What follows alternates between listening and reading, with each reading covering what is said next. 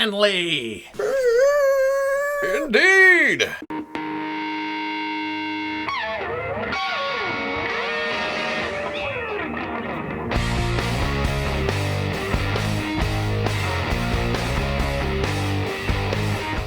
This review was brought to you by Dorkside Toys. Give your pre-orders to the dork side. Okay, people, welcome back to another Fwoosh review. Today I'm taking a look at the Marvel Legends Riders Deadpool with Scooter and Professor X with his hover chair. Now, Deadpool, I can see some of you all saying, you know, oh no, another Deadpool. But just earlier this week, if you remember right, I said I'll take any and all Deadpools I can get, and that includes this. But with the Professor X, this is a long time coming. We saw a prototype pop up way back in the Toy Biz days, and then it never appeared, but ooh, it set the community into a frenzy. When are we getting that? We need it. Give it to us, and it just never happened. So, Marvel Legends been teasing us since 2002. And this continues the Riders/Vehicles line, where it's a bigger box, it's a higher price point, but they do try to throw in some extras just to offset that a little bit. On the end, you see Professor X in his hover chair, Deadpool, Squirrel Pull, Dog Pull. Well, there's Squirrel Pull up there. These big sons of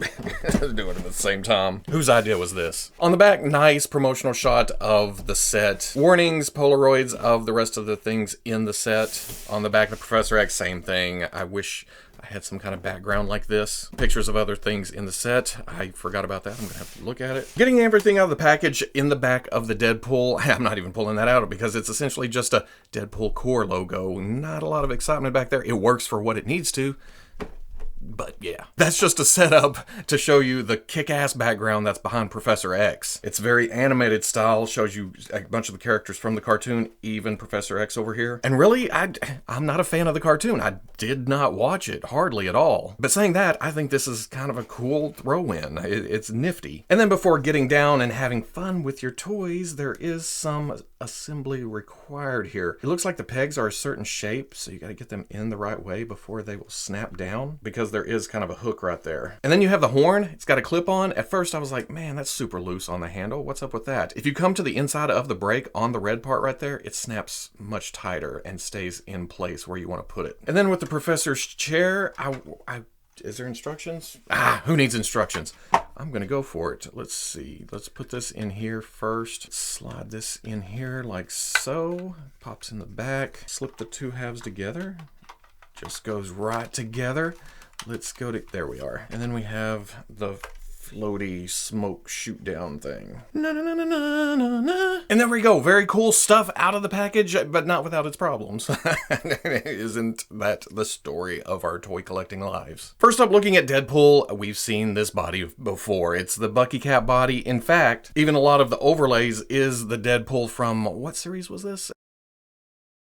But I do like the flatter black that they're using on the Scooter Pull here. They made the shin guards black instead of red. They added some color down to the boots. And the paint job altogether on the actual body is different from this one. So, new style Deadpool. The harness is reuse, I believe, because for some reason I don't have a lot of those older figures. This is from the 2-pack at Toys R Us. It came with a red Deadpool, another set came with a blue Deadpool. They also have this harness on the Marvel Legends Epic Heroes Deadpool that came in red and then gray. And this just reminds me of the Cable and Deadpool comic. I think he wore this same style of harness. But then up at the head, brand new head, new sculpt. It looks like he's screaming. He's got his eyes wide open. You know, he's defying the laws of physics on a scooter. Got the little whoop back here on the back of the head. And like I said, just overall, a new Deadpool for the shelf. Professor X, he is all reuse of Agent Coulson. Exact same body, exact same suit, different hands. I'm not sure if these are brand new hands for this body.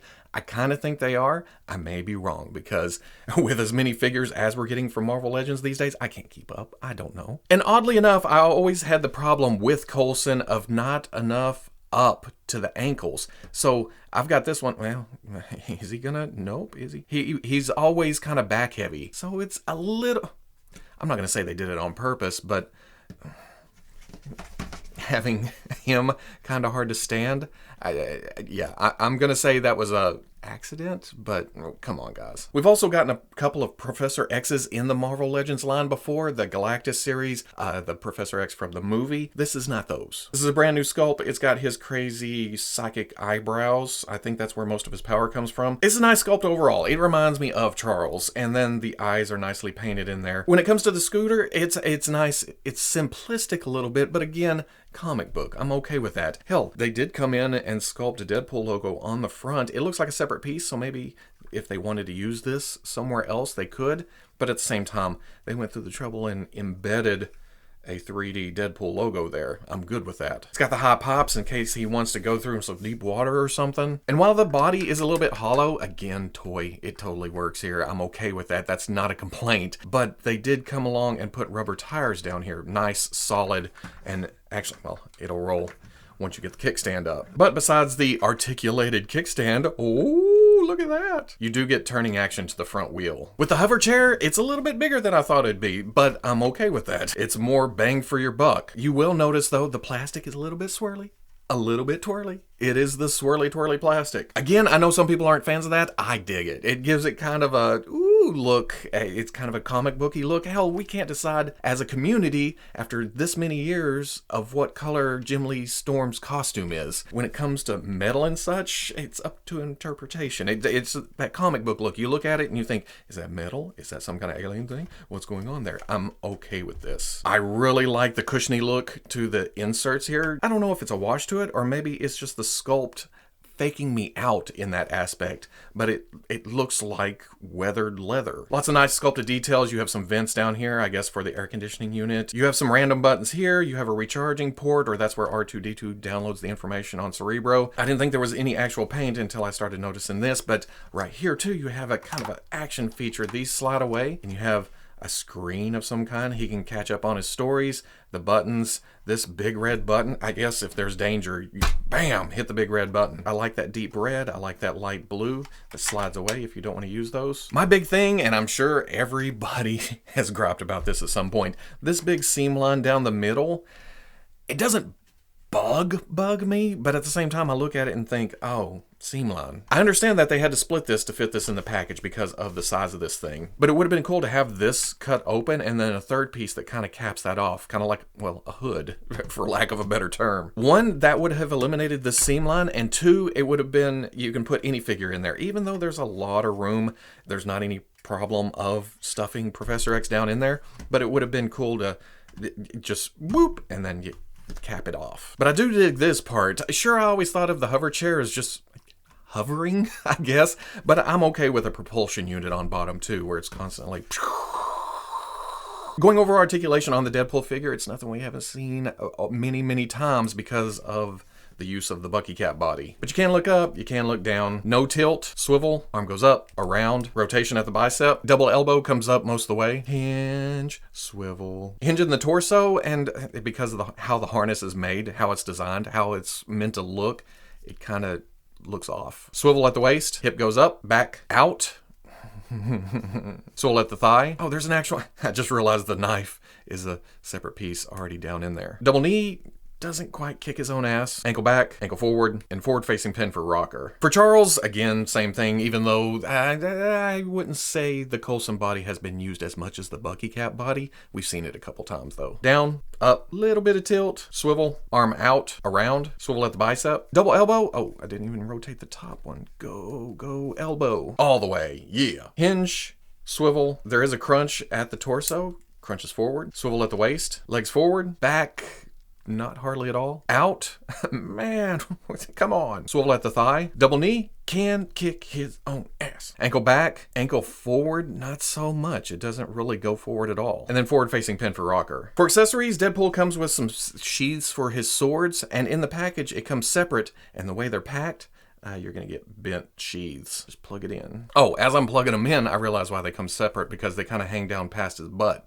He's going to be sitting on the scooter. You may want to remove these so it's easier to sit him. I get it. And then with sheaths, you have to have swords, and you get the same sculpt we've gotten a couple times with Deadpool.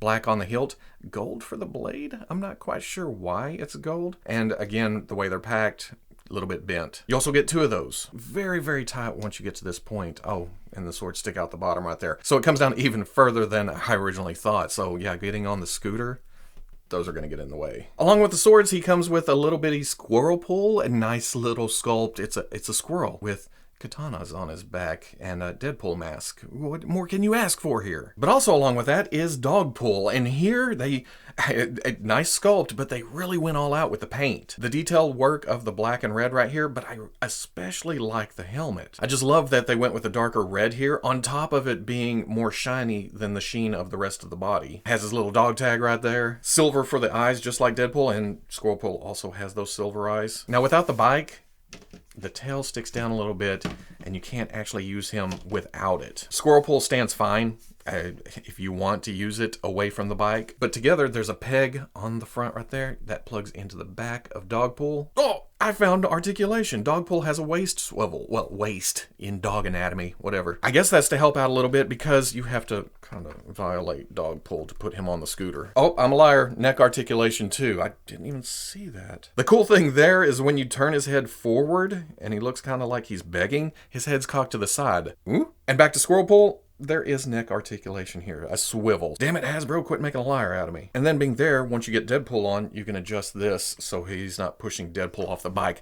which we'll get right into because that is one of the problems I do have with this set. Deadpool is a pain in the ass to get on here. There's almost not enough room for all of them to sit on the bike. Go ahead and get the hand on the handlebar. You gotta kind of fake it a little bit. Hell, even in the promotional shot, they didn't put his feet on the foot pegs because of how far forward. You can also see Dogpull kind of leaning back away from where he's actually not sitting on the seat. Gotta kind of fudge it around, but in a display, that's gonna look okay. And then lastly, in the Deadpool set, you get a Bob Agent of Hydra head. We've gotten a single packed Hydra agent before. That's what I've been using for Bob in my Deadpool adjacent display. And then another one came in a 2-pack with the regular soldier and then a big bulky Hydra agent. But you pop this off, you put this smiley Bob head on, and finally, get on there. And finally, you have a proper representation of Bob Agent of Hydra on your shelf. But for Professor X and the hover chair, like I said, there's a big